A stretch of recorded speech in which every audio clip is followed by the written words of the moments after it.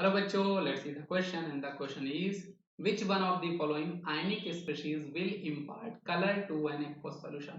मतलब यहाँ पर बेटा हमें ये बताना है कि कौन सा हमारे पास आयनिक स्पीशीज है जो हमें कलर देने वाला है एक्वस सोल्यूशन में। तो बेटा इस क्वेश्चन को करने का हमारे पास कॉन्सेप्ट क्या होता है, हम ये यूज करते हैं कि अगर आपके पास अनपेड इलेक्ट्रॉन प्रेजेंस होंगे तो वो हमें कलर देने वाले हैं। तो अगर हमारे पास क्या होगा बेटा, due to presence of unpaired electron, unpaired electron आपका जो आयन होगा बेटा वो आपका कलर देने वाला होगा। तो हमें इस क्वेश्चन में करना क्या है, हमें ये देखना है कि कौन से आयन के पास पे अनपेयर्ड इलेक्ट्रॉन होंगे।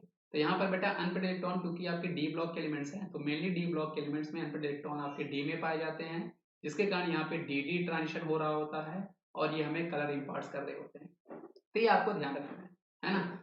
और कभी कभी कुछ केसेस हमारे पास ऐसे भी हैं बेटा जहाँ पे डी में इलेक्ट्रॉन नहीं आएंगे, डी में आपको अनपेड इलेक्ट्रॉन नहीं मिलेंगे, फिर भी वो हमें कलर दे रहे होते हैं बिकॉज टू चार्ज ट्रांसफर। तो हम लोग यहाँ पर ये कॉन्सेप्ट नहीं यूज करेंगे, यहाँ पर हमें ये वाला कॉन्सेप्ट यूज करना है।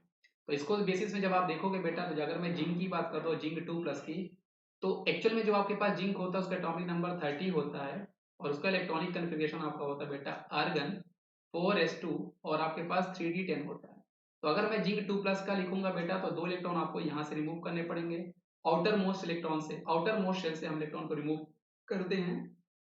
तो उसके बाद जिंक 2+ आपको मिलेगा बेटा वो आर्गन 3d10।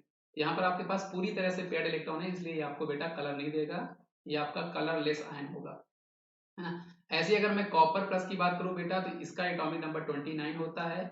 इसका अगर मैं आपको बोलूं बेटा, इसका इलेक्ट्रॉनिक कन्फिग्रेशन आर्गन 4s1 और 3d10 आपका ये होगा, ये आपका एक्सेप्शन होता है बेटा, ये आपको ध्यान रखना है।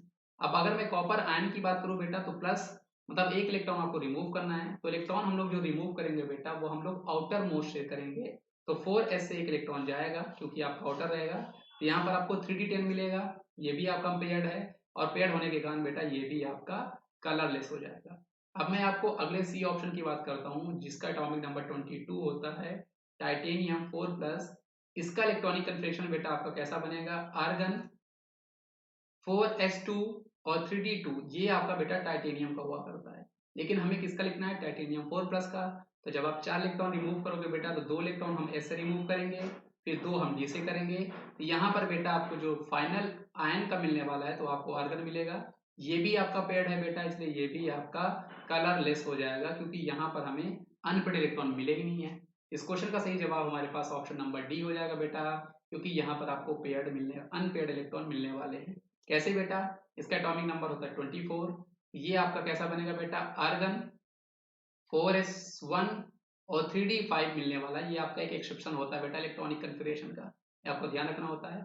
अब हमें आयंस का लिखना है तो 3 इलेक्ट्रॉन रिमूव करो, तो एक इलेक्ट्रॉन हम लोग यहाँ से रिमूव करेंगे पहले और 2 इलेक्ट्रॉन हम लोग बेटा यहाँ से करेंगे। तो फाइनली हमें इसका जो मिलने वाला है बेटा क्रोमियम 3+ का, वो आपको मिलेगा आर्गन, उसके बाद आपको मिलेगा बेटा यहाँ पर 3d3 आपको मिल रहा होगा। तो आपको यहाँ पे डी में बेटा 3 अनपेड इलेक्ट्रॉन मिल रहे हैं, इनका डी डी ट्रांजिशन होगा जिसके कारण यहाँ पर आपको कलर मिल रहे होंगे। तो आई होप आपको ये कॉन्सेप्ट जो है बेटा समझ में आया होगा। इसका सही जवाब हमारे पास ऑप्शन नंबर डी था।